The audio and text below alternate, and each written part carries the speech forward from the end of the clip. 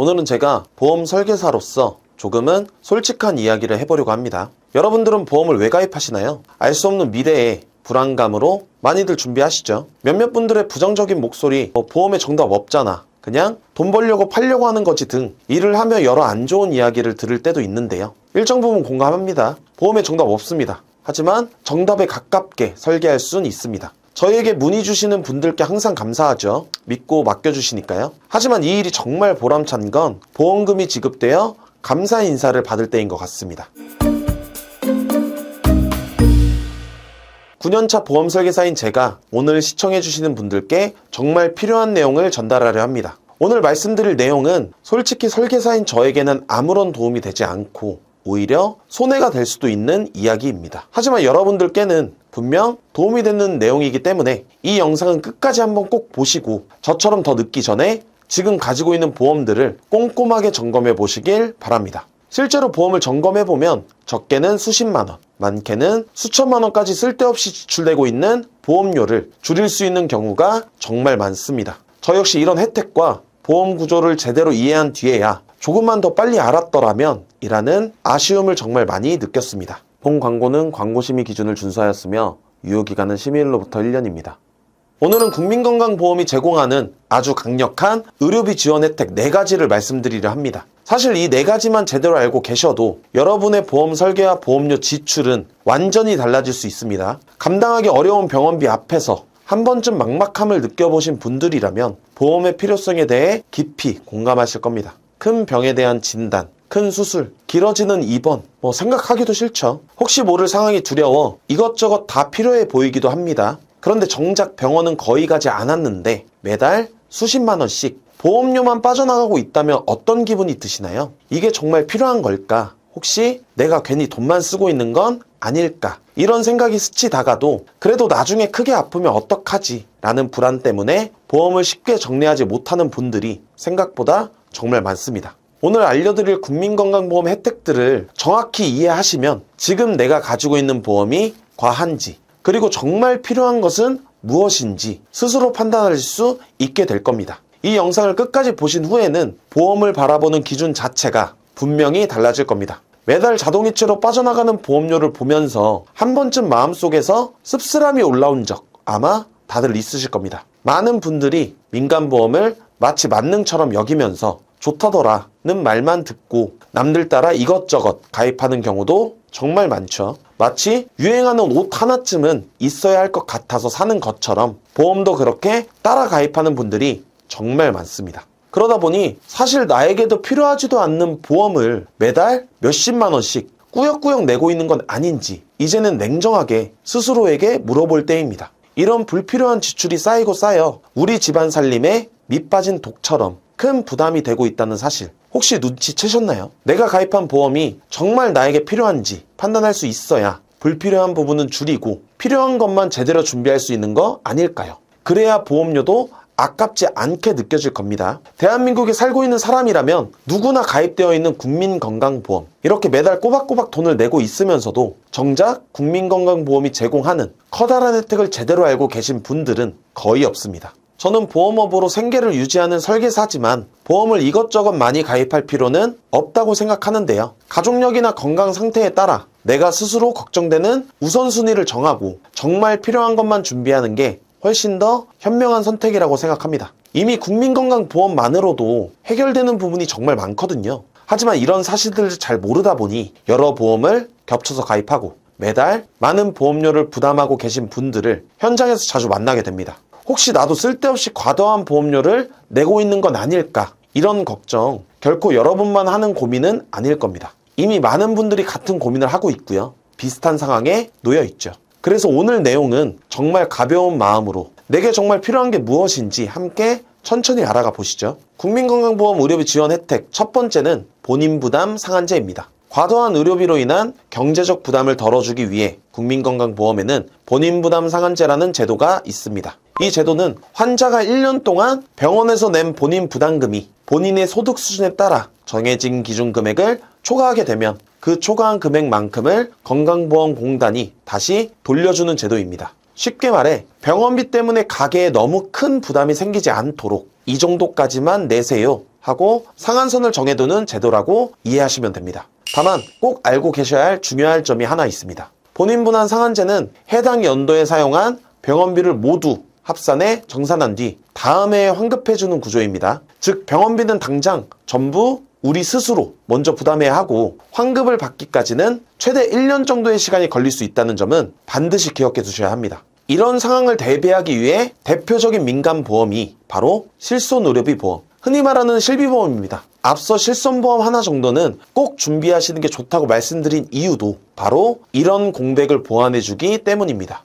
요즘에는 실손보험으로 보험금을 청구하면 이 항목은 내년에 건강보험공단에서 본인 부담 상한제로 환급받을 수 있는 금액입니다 라며 미리 안내해주는 경우도 종종 있다고 합니다. 하지만 이 부분 때문에 너무 걱정하실 필요는 없습니다. 실손보험이 있다면 서류 한 장 제출하고 실손보험에서 먼저 보장을 받고 이후 내년에 본인 부담 상한제를 통해 환급받은 금액은 다시 보험사에 납부하는 방식으로 정리할 수 있기 때문입니다. 다시 본인 부담 상한제를 살펴보면 소득 수준에 따라 1분위부터 10분위까지 총 10개 구간으로 나뉘어 있습니다. 예를 들어 소득 1분위에 해당하는 분이 지난해 병원비로 총 1,000만 원을 지출했다고 가정해 보겠습니다. 이 경우 본인 부담금 상한선은 연간 89만 원으로 정해져 있기 때문에 실제로는 89만 원만 부담하면 되고 그 초과 금액은 모두 건강보험공단에서 돌려받을 수 있습니다. 다시 말해 본인이 부담해야 하는 금액은 이미 상한액으로 정해져 있기 때문에 병원비가 아무리 많이 나오더라도 그 기준을 넘는 부분은 개인이 부담하지 않아도 되는 구조입니다.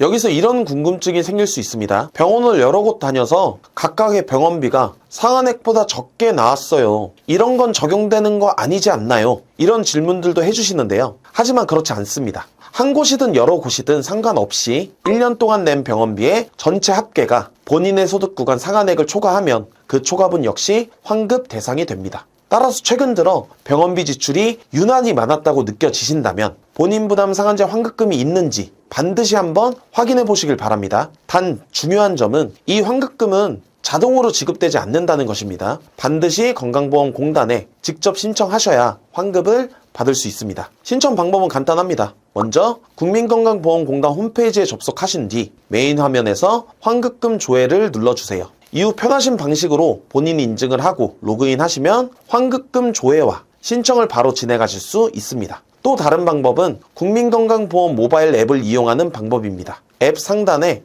민원 여기요 메뉴를 선택한 뒤 조회를 누르시면 환급금 조회 및 신청 화면이 나오고 입만 하시면 간편하게 처리할 수 있습니다. 만약 컴퓨터나 스마트폰 사용이 어려우시다면 국민건강보험 고객센터 1577-1000번으로 전화하셔서 본인 부담 상한에 환급금이 있는지 알고 싶다고 말씀하시면 상담원이 친절하게 안내해 드립니다. 이런 제도는 알고 있으면 도움이 되지만 놓치면 그대로 손해로 남습니다. 꼭 기억해 두셨다가 필요할 때 한 번씩 확인해 보시길 바랍니다. 국민건강보험의 의료비 지원 혜택 두 번째는 바로 재난적 의료비 지원 사업입니다. 특히 2023년부터 지원 기준이 크게 확대되면서 이전보다 훨씬 많은 분들이 혜택을 받을 수 있게 되었는데요. 그럼에도 불구하고 이 제도를 잘 몰라서 혜택을 받을 수 있음에도 그냥 지나쳐버리는 경우가 현장에서 정말 많습니다. 재난적 의료비 지원 사업은 과도한 의료비 지출로 인해 경제적 어려움을 겪고 있는 국민들을 위해 국민건강보험에서 보장하지 않는 부분까지 포함해 의료비의 일부를 지원해주는 제도입니다. 쉽게 말해 내 소득 수준에 비해 재난에 가까울 정도로 큰 의료비가 발생했을 때 그 부담을 덜어주기 위한 제도라고 보시면 됩니다. 특히 이 제도는 앞서 말씀드린 본인 부담 상한제에서는 적용받지 못하는 항목들까지 지원 대상에 포함된다는 점이 가장 큰 특징입니다. 그리고 2023년을 기준으로 지원 기준이 한 번 더 완화됐습니다. 기존에는 연소득의 15%를 초과하는 의료비가 발생해야 지원 대상이 되었지만 2023년부터는 연소득의 10%를 초과하는 의료비가 발생하면 지원받을 수 있도록 기준이 변경되었습니다. 예를 들어 연소득이 3천만 원인 경우를 한번 살펴보겠습니다. 2022년까지는 연소득의 15%를 초과하는 의료비, 즉 450만 원 이상의 의료비가 발생해야 재난적 의료비 지원을 받을 수 있었습니다. 하지만 2023년부터는 기준이 완화되어 연소득의 10%를 초과하는 의료비, 다시 말해 300만 원을 초과하는 의료비가 발생하면 지원 대상이 됩니다. 뿐만 아니라 재산 기준 역시 확대되었습니다. 공시지가 상승 등을 반영해 가구합산 재산 과세 표준 기준이 기존 5억 4천만 원 이하에서 7억 원 이하로 상되면서 더 많은 가구가 지원 대상에 포함될 수 있게 되었습니다.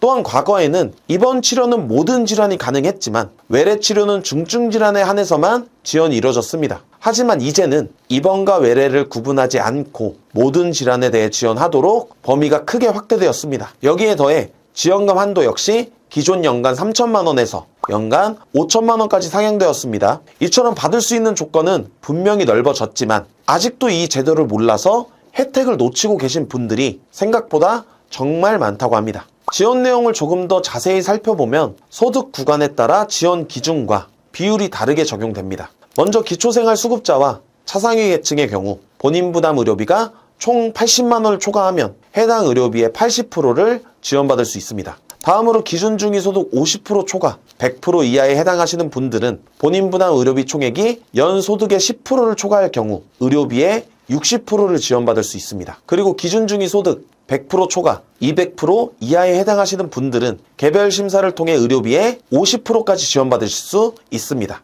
여기서 꼭 알고 계셔야 할 아주 중요한 사항이 있습니다. 재난적 의료비 지원 사업은 비급여 의료비까지 포함해 지원해주는 제도이긴 하지만 이미 실손보험이나 국가 지자체 지원금을 통해 받은 금액이 있다면 그 금액은 제외한 뒤 지원 비율을 다시 계산하게 됩니다. 만약 중복으로 지원을 받은 경우에는 그 중복된 금액만큼은 추후에 환수될 수 있기 때문에 이 점은 반드시 유의하셔야 합니다. 또 하나 중요한 점은 신청 기한입니다. 최종 진료일 다음 날부터 180일 이내에 신청하셔야 하며 이 기간이 지나면 신청이 불가능합니다. 신청 방법은 환자 본인 또는 대리인이 필요 서류를 준비해 가까운 국민건강보험공단 지사를 방문하여 신청하시면 됩니다. 그리고 같은 방법으로 방문하시기 전에 국민건강보험공단 고객센터 1577-1000번으로 미리 전화하셔서 필요한 서류를 안내받은 뒤 방문하시면 헛걸음하시는 일은 없으실 겁니다. 다음으로 살펴볼 국민건강보험공단의 세 번째 의료비 지원 혜택은 본인 일부 부담금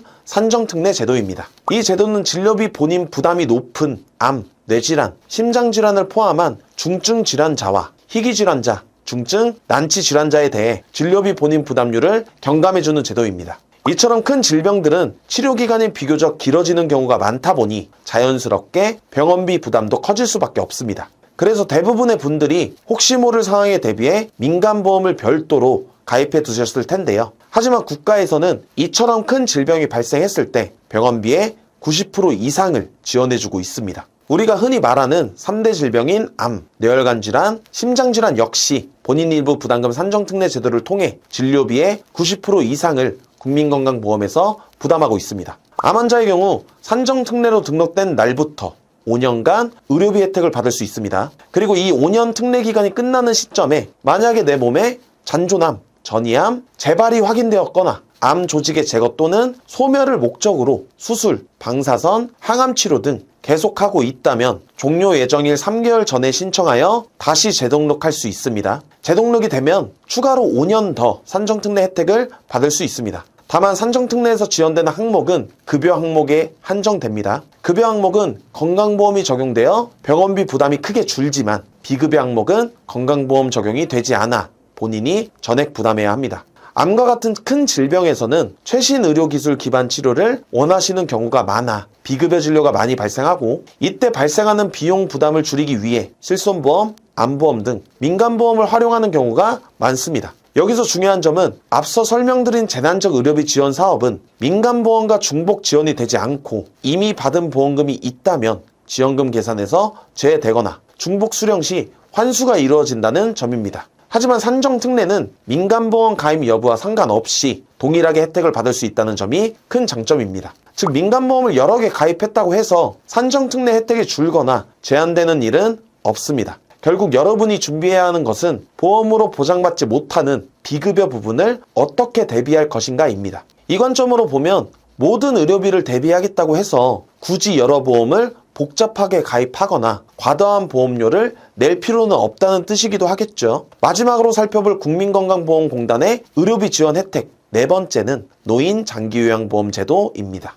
노인 장기요양보험 제도는 고령이거나 노인성 질병으로 인해 일상생활을 혼자 수행하기 어려운 어르신들에게 신체활동 지원, 가사 지원 등 다양한 장기요양급여를 제공하는 사회보험 제도입니다. 이를 통해 어르신의 건강과 생활 안정을 돕고 가족들의 돌봄 부담도 크게 줄여주는 역할을 합니다. 대상자는 다음과 같습니다. 만 65세 이상 노인 또는 만 65세 미만이라도 치매, 뇌혈관성 질환, 뇌졸중, 파킨슨병 등 노인성 질환이 있거나 6개월 이상 혼자 일상생활을 수행하기 어려운 분, 이런 대상자라면 소득 수준과 관계없이 국민건강보험 가입자라면 누구나 신청할 수 있습니다. 신청 시 국민건강보험공단에서는 신청인의 신체, 정신기능 상태, 서비스 욕구, 수발 상황 등을 종합평가하여 장기요양 인정 등급은 1등급부터 인지지형 등급까지 부여됩니다. 장기요양 등급이 인정되면 크게 3가지 유형의 서비스를 받을 수 있는데요. 첫 번째, 재가급여 서비스는 어르신이 현재 거주하는 집에서 생활을 유지하면서 필요한 돌봄을 제공받는 방식입니다. 3가지 주요 서비스로 나눌 수 있습니다. 첫 번째, 방문요양 서비스. 요양보호사가 가정을 방문하여 세면, 식사, 옷 갈아입기 등 신체활동 지원, 취사, 청소, 세탁 등 가사 지원을 제공합니다. 두 번째, 방문 목욕 서비스. 요양보호사가 목욕 장비를 가지고 가정을 방문해 어르신의 목욕을 안전하게 돕는 서비스입니다. 세 번째, 방문 간호 서비스. 간호사 또는 간호조무사가 방문하여 의사의 지시 또는 한의사 처방에 따라 간호진료 보조, 건강관리, 요양 3당 등을 제공합니다. 두 번째, 시설급여 서비스는 장기요양기관을 이용해 돌봄을 제공하는 방식으로 주로 2가지 형태가 있습니다. 첫 번째, 주야간보호 서비스. 어르신을 낮 동안 장기요양기관, 주야간보호센터에 모시고 신체활동, 인지활동 프로그램, 재활치료 등 다양한 서비스를 제공, 이후 저녁에는 다시 집으로 귀가합니다. 두 번째, 시설급여 서비스. 어르신이 요양원이나 노인공동생활가정 등 장기요양기관에 입소하여 24시간 돌봄을 받는 방식. 다만 장기요양 등급에 따라 입소 가능한 시설이 달라질 수 있음에 유의해야 합니다. 마지막으로 특별연금 급여는 장기요양 기간이 현저히 부족한 섬이나 벽지 지역 등에 거주하는 예외적인 경우에 현금으로 지급되는 급여입니다. 가족 요양비 지급 기준은 다음과 같습니다. 장기요양 기간이 부족한 도서 벽지 등 지역에 거주하거나 천재지변, 신체 정신적 사유로 돌봄이 어려운 경우, 가족의 다른 사람에게 돌봄을 받기 어려운 특별한 사유가 있는 경우, 이때 가족이 어르신을 직접 돌보면 수급자에게 23만 3,400원이 지급되는 제도입니다. 이처럼 장기요양 보험은 등급에 따라 이용 가능한 급여의 종류가 달라지므로 본인 혹은 가족 상황에 맞춰 한번 체크해 보시는 것이 좋습니다. 또한 장기요양 보험에서는 복지 연구도 지원합니다. 대표적인 연구는 다음과 같습니다. 이동변기, 간이변기, 기저귀 센서, 요실금 팬티, 목욕의자, 구강세척기, 성인용 보행기, 지팡이, 안전손잡이, 미끄럼 방지 용품,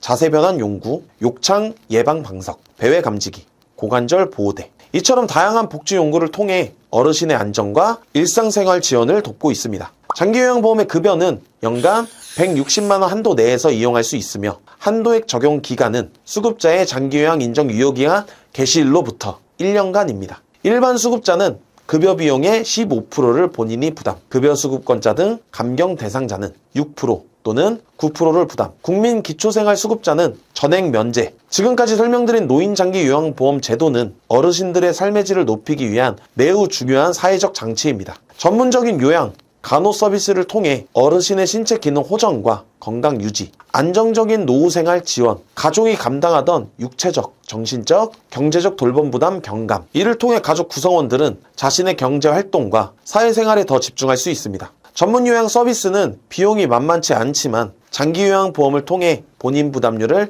크게 낮출 수 있어 경제적 부담이 줄어들고 비전문적 가족 돌봄에서 벗어나 체계적이고 전문적인 서비스를 받을 수 있다는 장점이 있습니다. 덕분에 어르신은 집에서든 시설에서든 보다 편안하고 품위 있게 노후를 보낼 수 있습니다. 노인 장기요양보험 제도는 고령화 시대를 준비하는 우리 사회가 어르신과 그 가족의 삶을 지탱하기 위해 꼭 필요한 제도입니다. 주변에 도움이 필요하신 어르신이 계시다면 이 제도를 적극적으로 알아보고 활용해 보시길 권해드립니다. 지금까지 살펴본 국민건강보험의 4가지 강력한 의료비 지원 제도를 다시 한번 정리해 보겠습니다. 첫 번째, 본인부담금 상한제입니다. 내 소득 수준에 맞춰 병원비 부담 한도를 정해두고 그 한도를 초과한 의료비는 건강보험공단이 돌려주는 제도입니다. 두 번째, 재난적 의료비 지원 사업입니다. 본인부담금 상한제에서 보장하지 않는 비급여 항목까지 포함하여 소득 대비 과도한 의료비가 발생했을 때 의료비의 50% 이상을 지원합니다. 세 번째, 본인 일부 부담금 산정특례 제도입니다. 암이나 중증 질환을 진단받더라도 민간보험 가입 여부와 관계없이 병원비의 90% 이상을 국가가 지원해 줍니다. 마지막 네 번째, 노인장기요양보험 제도입니다. 고령이거나 노인성 질환으로 일상생활이 어렵고 가족의 돌봄이 필요한 어르신에게 신체활동, 가사활동 지원 서비스를 제공하며 어르신의 돌봄에 든든한 사회 안전망이자 노후의 건강생활 안정과 가족 돌봄 부담 완화를 목표로 하는 중요한 사회보험 제도입니다. 오늘 소개해드린 국민건강보험의 이 놀라운 제도들이 든든하게 자리하고 있기 때문에 이제는 병원비 때문에 집안이 흔들릴까 걱정할 필요가 없습니다. 이는 단순히 보험료 몇만 원을 아끼는 차원이 아니라 예측할 수 없는 의료비 리스크로부터 여러분의 삶을 지켜주는 가장 강력한 안전망이 이미 마련되어 있다는 사실을 의미합니다. 이 정보를 알게 된 지금 여러분의 보험 설계 방식은 완전히 새로운 방법으로 변화할 수 있겠죠. 이제는 불필요한 지출은 줄이시고 정말 필요한 부분에만 현명하게 비용을 쓰시길 바랍니다. 물론 실손보험이나 암보험처럼 살아가면서 꼭 필요한 민간보험이 아예 필요 없다는 뜻은 아닙니다. 다만 오늘 영상에서 살펴본 국민건강보험의 다양한 혜택과 제도들이 탄탄하게 자리 잡고 있기 때문에 이 상황에 맞지 않거나 지나치게 많은 민간보험을 무리해서 가입할 필요는 없다는 겁니다. 민간보험은 기본적으로 비급여 의료비나 예상치 못한 부분을 대비하는 역할에 집중하면 충분합니다. 당부 말씀드리고 싶습니다. 지금 갖고 계신 보험 증권을 한번 꼼꼼히 확인해 보세요. 정말 나에게 필요한 담보로만 구성되어 있는지, 혹시 겹치거나 과한 부분은 없는지 냉정하게 점검해 보시는 것이 좋습니다. 저희 보험라디오는 매달 30개 이상의 생명보험, 손해보험 상품을 분석하고 각 회사 약관을 비교하여 개개인에게 맞는 설계를 도와드리고 있습니다. 보험 관리가 필요하시거나 조언이 필요하신 분들은 아래 상담 신청 링크로 언제든 편하게 문의해 주세요. 오늘 내용이 도움이 되셨다면 구독, 좋아요, 알림 설정, 공유까지 부탁드리고요. 영상 제작에 아주 큰 힘이 됩니다. 다음에도 유익한 영상으로 찾아뵙겠습니다. 감사합니다. 본 광고는 광고심의 기준을 준수하였으며 유효기간은 심의일로부터 1년입니다.